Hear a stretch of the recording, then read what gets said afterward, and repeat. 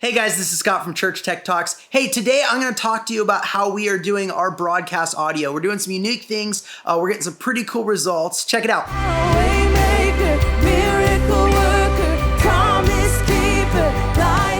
If you want to learn how to do that, stick around. All right, so first things first, let me walk you through what we're using. Like I said, we're using an iMac with ProTools. Having an iMac with a fast processor is important. We've got some Yamaha HS8s. They're just on some tabletop stands here. We've got the Avid S1 controller to kind of control our mix with. We're also going to control our mix with mouse and keyboard. We've got the Apogee Duet, and we have the Clark Technic. This is the DN9630, which is taking our AES50 feed from the M32. Technically, it's taking it from the DL32 stage box. It's bringing it back here, and it's giving us all of those channels that are coming across AES50 available as a USB feed onto our iMac. In our iMac, we're doing an aggregate feed. We're combining the Duet, we're combining the DN9630 into an aggregate device. And we're doing some pretty cool stuff to get us not only dedicated out for our ATEM, which is our video switcher over there, but we're also getting a dedicated feed for headphones and a dedicated feed for our speakers here. In addition to that, I've got an additional monitor up here that we can kind of keep an eye on what's going on stage as we're mixing. All right, so I've gone ahead and opened up the Pro Tools session. Now that I'm connected, the S1 is set up properly. So I kind of want to flip around the camera and kind of show you how I have that set up. All right, so here's that S1. We basically have 8 faders, and the way I've assigned them is I've assigned them with kind of VCAs, the same way we would work with our channels on our M32. So it's very familiar for all of our techs. We basically have drums. I don't know if you can see that. Yeah, you can see it.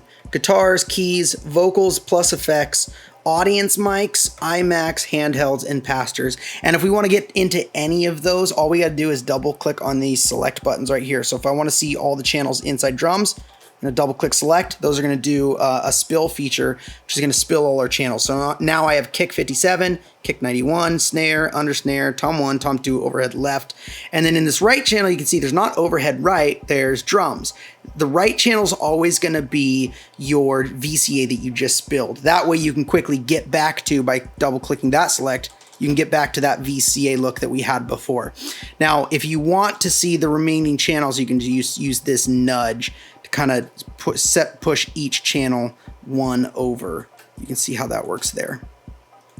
So then we can always just spill right back to our VCA look. All right, so getting back to the iMac, here is our session. This is my Pro Tools template that I use every Sunday. Basically, you have all of your drums here: kick 57, kick 91, snare, under snare, tom 1, tom 2, overhead left, overhead right, a drum reverb, a drum bus, drums room, and then your drums VCA. Then you have bass, acoustic, Thales electric, and guitars. Thales electric, Thales is one of our electric guitarists here, if you haven't guessed. Then we have keys 1, keys 2, those are stereo channels. They feed the keys VCA. Then you have our vocalists. This weekend was Zach, Faith, Royce, Sarah. We have a delay in there, a long reverb, we've got a short reverb, and that all feeds into the VCA for vocals and effects. Then we've got audience mics. This week we did not have a congregation. We're in the middle of coronavirus right now in California. We are kind of constantly opening and closing things, it seems. So basically on the weeks where I don't have an audience, what I'll do is I'll take those shotgun mics that are pointed at the audience. I'll bring them about 10 to 20 feet away from our drums at about a 90 degree off the snare going straight out, and I will point them towards the drums, and I'll use that to create a drums room that I just kind of squash and blend in with the drums. And really cool effect. You can't do it live because your PA has to be off. So I turn the PA off. We do get some bleed from some of the other acoustic instruments, but not enough to really cause any issues. And it makes the drums just huge. So it's kind of a cool way to get a big feel without, a lot of people in the room. You're obviously not going to have audience mics. Another way to get around that is if you have staff or you have, other people, family that can get in the audience. I know this is unique to our situation right now with coronavirus, but that might be helpful. Okay, so moving on, we've got our iMac video. This is for any playback we have through ProPresenter. That's just going to a VCA, so it's controllable on that main view on the S1. We have all three of our handhelds and our pastor's mic. And then I've got three master channels over here. The first one's just titled headphones. The reason it's titled headphones is because I have this set up on a different feed from my speakers. So I had mentioned that we created that aggregate device. The way we did that, and I'll show you real quick over an audio MIDI setup, is we have first and foremost, we have our built-in output. That is what I have this plugged into. It's just plugged into the back of the iMac. You can see the built-in output. It is output 1 and 2 on this aggregate device. And that's kind of what we're gonna do there to get just soloed stuff. And I'll show you that in a minute. After that, I have the duet because I wanna have access to the 4 outputs on the duet. I'm using 1 and 2 as our main outs for our ATEM, and I'm using 3 and 4 as my outputs for the speakers. Those are the headphone outs right out of the front of the duet there. And then third, I'm putting that KT USB. This is giving me all of my 32 channels from our AES 50 run, but what you have to remember is that Pro Tools, and I think this is a Mac sound card limitation, you can get around this with, Pro Tools HD and some dedicated hardware and stuff like that. But if you're going this route, which is the cheaper route for sure, then you're gonna have that 32 channel limit. You can't separate the inputs and the outputs, or at least I don't know how to, of an aggregate device. So when you have something like the duet, which has 2 inputs and has 4 outputs, those 2 inputs are going to be counted. Now, because the Clark Technic, the DN9630 is grabbing all 48 of the channels on the AES 50 stream, it's going to take up 48 channels. And you can't just insert into it, the duet channels. So you have to either put them at the beginning or put them at the end. If we put them at the end, then they're after the 48 channels. They're after that 32 channel limit. We won't get access to them. So we have to put them at the beginning. So I have the duet there for that reason. I'm not using those analog inputs. So if I wanted to find an interface that just had 4 outputs and no inputs, if I found something like that, I could use it, and then I'd have access to all 32 channels on my AES 50 feed. But as of the moment, I only have access to 30 channels. That's not a problem for us. It might be a problem for you. Keep that in mind when you're setting this up.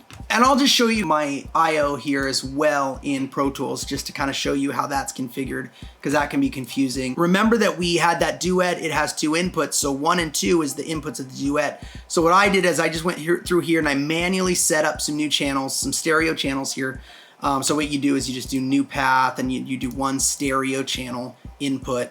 You can name it what you want and then just drag these to where you want them to be. I want them to start on 3, but I wanted to call it input 1 so that when I'm doing my mapping in the actual, in Pro Tools, in the interface when I'm doing my I/O, it actually makes sense. So when I have a musician plugged into channel 11, I'm gonna input channel 11 on Pro Tools and it's gonna make sense. So I'm kind of taking away the funkiness of the routing by doing this. So I did that from 3 to, as you can see, 32, but that only gives us 30 channels, like I mentioned.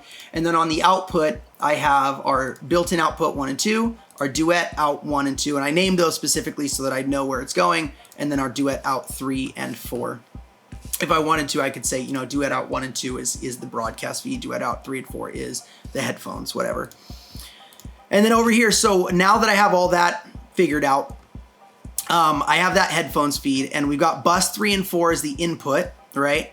And then our output is built-in output 1 and 2. So what that's doing is it's giving us bus 3 and 4 as the input. So as you can see, I have a send on all of our channels for bus 3 and 4. And that's just full blast. It's sending it at Unity. And I even have that on our master push through, which I'll get to in a second. But let's say I wanted to solo something. I can't just solo it. I can't just click solo on a vocal because it's going to solo it in the mix. That's going to solo it in your broadcast feed. You can't do that. But sometimes you need to listen to something, see what's going on live. And so I wanted to have the ability to do that. So this bus 3 and 4 thing, if I hold command and click on bus 3 and 4, it's going to activate that bus send. It's going to send just that channel to the headphones. and that is going to come out of the output of the iMac, which are what my headphones are plugged into. So I can throw this on and I can kind of, you know, solo things by doing that. Just, you know, bypass that, unbypass the reverb, and I can listen to the reverb. If I want to listen to the whole band, I can go over to this master push through, which is just taking all of these outputs for our channels are going to bus 1 and 2, which is this channel. And then we're going out of that to duet 1 and 2, which is just our master output. So if I want to listen to the whole band before all the bus comps, the limiters, all of that, I can just command click on that. And that's going to send that master of the whole band before all your limiters and everything on your master channel. And it'll send it to the master that's just sending it to your headphones. So that's how I'm doing soloing, how I'm kind of working with the headphones in that way. Gives me a lot of flexibility live, and I can listen into things and stuff. And otherwise, my speakers are just going to play back what's coming through, or what I'm sending rather, to our broadcast. And on the duet, I can control the volume of both of those. So I'll flip this around and show you. So I have right here is the output to the ATEM. And so I'm just going to turn that up all the way like that. And then I'm going to click to get to my phone's volume. I run this about 30. Your mileage is going to vary about what, you know, volume you want to run it in your room that you're mixing in. The only thing I'd recommend is that you just keep it consistent. Don't do it crazy loud and ruin your hearing, but keep it consistent so that your mixes are consistent. And you really got to trust your metering too, because your ears, they might fluctuate. I'm not in a perfect room for mixing. It's not shaped perfectly. It's not treated perfectly. We're working on one of those. We can't fix the other one of those. And so sometimes you got to do what you can in your environment. So anyways, so getting to the mix, here is kind of what our whole band sounds like. Waymaker, miracle worker, promise keeper, light in the darkness, my God, that is who you are. Oh Lord, you are Waymaker. All right, so that sounds pretty great. One thing I didn't mention that I wanted to mention is our vocals. We run some tuning on our vocals, and I'll go through each of these channels individually as well. But I want to talk about the tuning because I just figured out this trick, which is really handy. We obviously have waves tune on every channel, but going through and clicking on the plugin and then setting your key and clicking on the next plugin and setting your key, that can take some time. And so what I did is I created this group over here called Auto Tune Group. And if I go modify, you can see that inside this group, I have our 4 vocalists here. Now, if I go over to the Attributes tab, you can see that the only thing that I'm grouping is actually Insert A's controls and bypass. I'm not doing volume, I'm not doing mute, I'm not doing any of the other inserts. It's just those 2 things. And so what I can do is I can open one of these, and by the way, a little side note, if you click this little red box, you'll be able to open multiple instances of plugins. Otherwise, it's going to close your last plugin and open the last one you were on. All right, so there's all of my Waves Tunes plugins. And now you can see I'm controlling one of them. If I go and change the key on one of them, it's going to change the keys on the rest. I'm kind of covering up the key of G, but you can see it'll change the key on the rest of them. And likewise, bypass works the same way. So if I bypass one of them, it's going to bypass the rest of them. So now I don't need all these open, clogging up my space here. I can just have one of them open, and I can change the key as we change songs or as we change keys. I can just boom quickly change my key or bypass if they're talking or something's gone horribly wrong. All right, so the other thing is when I'm mixing, I'll have one of those open. Again, click that little red box, will allow that to stay open. I'll generally open my H delay, and that's so I can kind of tap out my tempos right there. I can tap my tempos out. The final thing I have open when I mix is over on Snare. Now, I haven't talked about the individual channel plugins, and we'll get to that. But I wanted to point out that I'm using Trigger on the kick and the snare. This is a plugin by Steven Slate. What it does is it allows you to listen for hits. So like on a kick drum, it's listening for that kick drum hit. As soon as it hits that, it's gonna detect it and replace it with a different sound. So this is our kick. This is the natural sound of our kick. Let me go solo this and I can show you the natural sound of our kick.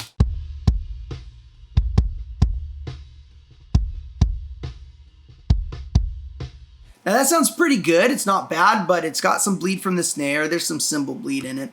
And we could, we could do some EQ, we can do some comps, maybe a gate on that to get it sounding really, really good.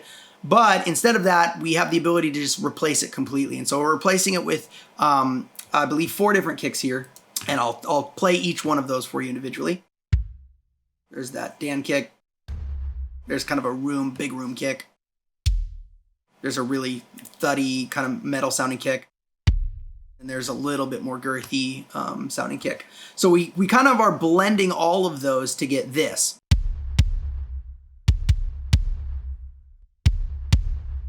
That's our kick there. So as you can see, it's got the waveforms there. We've got kind of sensitivity, some re-triggering stuff. If you dive into this plugin, you can get all the details on it. But we're also doing the same thing over on our snare. So here's the original snare.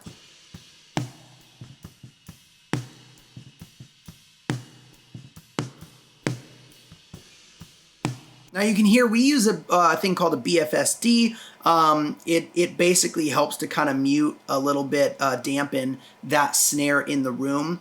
That brings the volume down in the room a lot. It doesn't give it as much bleed on our vocal mics, but it doesn't sound very great in a broadcast scenario. So we can replace that. We can get rid of all that cymbal bleed, all the tom bleed, everything, and replace it with just awesome sounding snares. Here are the ones we're using.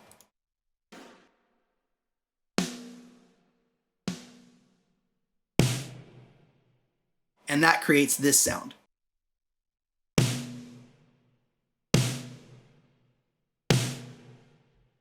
All right, so that's kind of replacement, and here's how those sound together.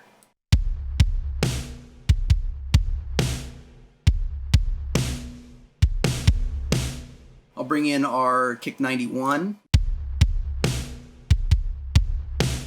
Now, one thing I'll mention about the snare is that when you're using trigger, there's sometimes drummers will do some snare rolls, or they will do rim shots, or they'll just hit it lightly. They'll kind of feather it at sometimes, and so you want to be sure that if you're using replacement, you want to take that mix out and kind of feather in that replacement as you need be, because they might be doing a roll and you might be completely missing it, and it just might be silence until all of a sudden, crack, right in the middle of a roll, and that's not going to sound good at all in your room. So you want to make sure that if someone's doing a roll, you kind of take that mix back and get that original sounding snare.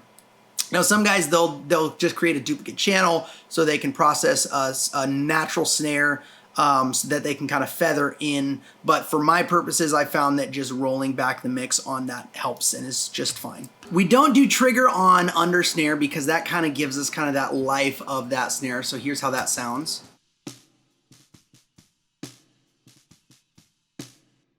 And when you blend those together,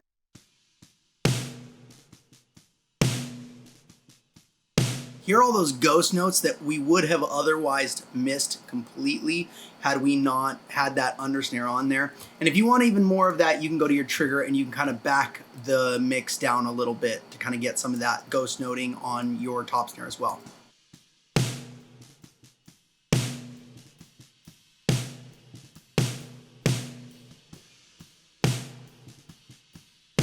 Now you'll notice that you're not getting much of that ghost noting back on your top snare, but you are getting a lot of cymbal bleed real fast. So I normally leave it at 100, and the under snare does enough of the ghost note stuff for me. So on toms, I just have a simple SSL-E channel. I'm doing a little bit of low cut, just tiny bit. I don't want to take out a ton of the fundamentals. I'm doing a little bit of a boost for that low end on this tom. It's 91 on the other tom 2. It's where are we doing it at? Looks like I'm doing them both around 91. I'm cutting a lot of like 350, 400. That's kind of where they start sounding really boxy. And then just a little bit of compression. I do a gate on tom 1, but I do not do one on Tom 2. Tom 1 generally smacked pretty hard. Tom 2 is, they can kind of feather it or roll on it, so I don't want to gate that. I'm going to miss a lot of stuff if I gate a Tom 2. That's the floor tom. For the overheads, I'm just pretty much doing a pretty high low cut, cutting the low at like 300, then just doing a little sparkle on the top of that, a little bit of compression. We got a drum verb. The input of this is bus 11 and 12, and I'm sending to 11 and 12 from my snare, my undersnare, my Tom 1, and my Tom 2. I've got a drum bus that's coming from 7 and 8, which is all the drums. All the drums are going to that drum bus, including your drum verb, and I'm just doing an overall drum bus compression there. And then I've got this drums room. Those were the shotgun mics when we don't, I was talking about earlier, when we don't have a congregation, I'll take those shotgun mics, I'll put them about 15 feet out, 10 to 20 feet out of the snare, kind of 90 degrees of the snare, and I'm squashing them pretty hard. So here's kind of how the drums sound all together without the drums room.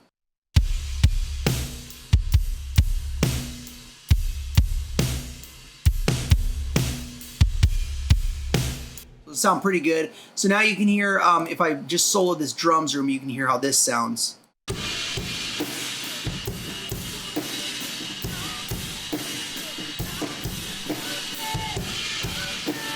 you can hear I'm using that CLA 76, the blue face. It's just really a fast compressor, and I don't want it squashed and stuff. So using that, you can use an LA2A for like kind of slow compression to like really get it mushy. But this is doing enough for me. You are hearing a little bit of the background vocals and some of those acoustic elements in there. But I'm fine with that because I'm only using a little bit of it, and it just really helps the drums. So here's the drums without it, and I'll kind of bring that in as they go.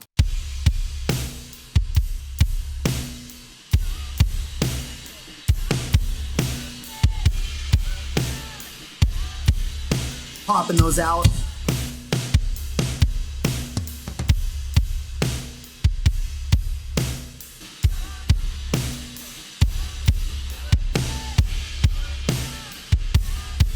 So it just is pretty massive sounding and really huge. So I just use a little bit of that to kind of get like a big drum sound.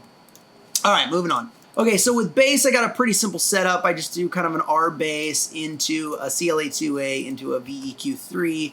And these are all doing a few different things. You can just hear it. Pretty standard bass sound, just really kind of hypey, like just always in your face, always the same volume kind of vibe is what I'm going for.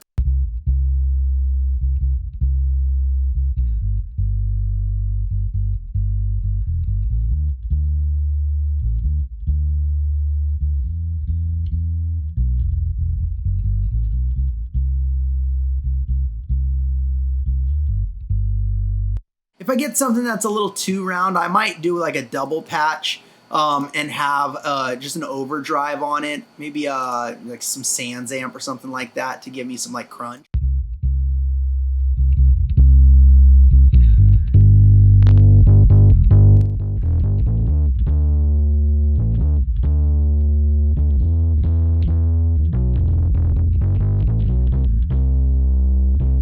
If I wanted something with a little more drive, I could throw that on there as well, or I could double patch it and have a really overdriven one on my second channel and kind of feather that in. All right, so for acoustic, just a simple SSLE channel.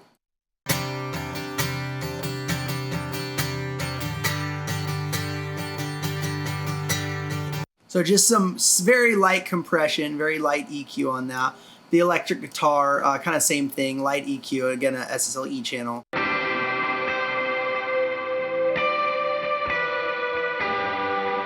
So I'm doing some low cut, little bit of like 3K, 2-3K boost actually on that.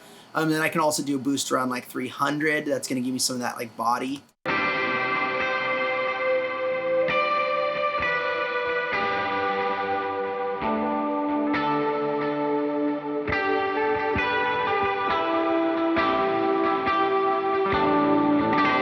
So here's all of our guitars together.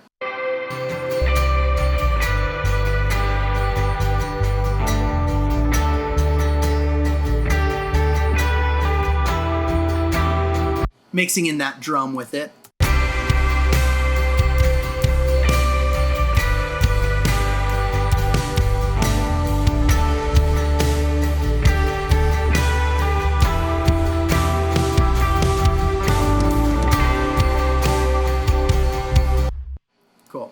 so moving on to keys.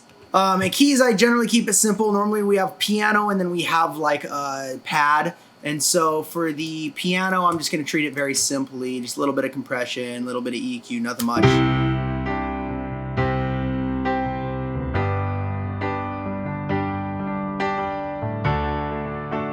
And that's going up to 6 dBs of reduction there on the E channel comp.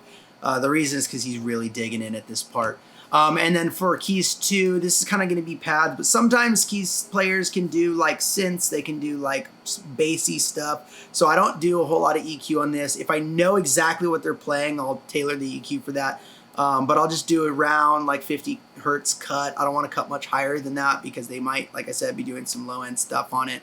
So keeping this fairly generic, I think I put a little bit of high end sparkle on it, and that's pretty much it.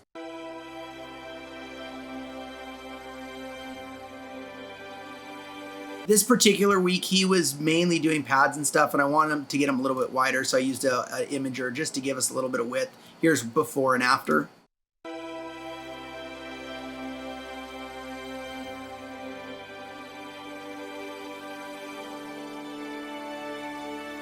And here's all of our components so far.